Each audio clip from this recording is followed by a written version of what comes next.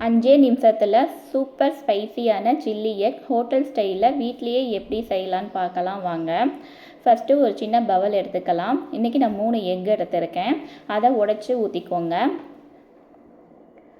நல்லா கிளறி விட்டுக்கோங்க. இப்போ டேஸ்ட்டுக்காக உப்பு ஆட் பண்ணிக்கலாம். கொஞ்சமாக பெப்பர் தூள் சேர்த்துக்கோங்க.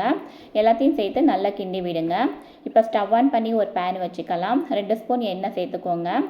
இந்த எண்ணெய் நல்லா ஸ்ப்ரெட் பண்ணி விட்டுக்கோங்க பேனில். இப்போ அடுப்பை ஹை ஃப்ளேமில் வச்சு நம்ம கிண்டி வச்சுருக்கிற எக்கை இதில் ஆட் பண்ணிக்கலாம். லைட்டாக எல்லா பக்கமும் வெந்து வரும்போது எக்ஸை இந்த மாதிரி க்யூப்ஸாக கட் பண்ணி வச்சுக்கோங்க. இப்போ அடுப்பை சிம் ஃப்ளேமில் வச்சுக்கோங்க, இல்லைன்னா கருகிரும். கொஞ்சம் பெரிய க்யூப்ஸாகவே கட் பண்ணிக்கலாம். அப்போ தான் டேஸ்ட்டு சூப்பராக இருக்கும் சாப்பிடும்போது.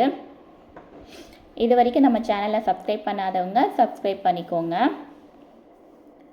இப்போ இதை நம்ம ஒரு பிளேட்க்கு மாற்றி எடுத்துக்கலாம். இதை நீங்கள் ஈவினிங் ஸ்கூல் விட்டு வர குழந்தைங்களுக்கு செஞ்சு கொடுத்தீங்கன்னா ரொம்பவுமே விரும்பி சாப்பிடுவாங்க. இப்போ அதே பேனில் கொஞ்சமாக எண்ணெய், இஞ்சி, பூண்டு, ஒரு பச்சை மிளகாய் சேர்த்து நல்லா வதக்கி விடுங்க.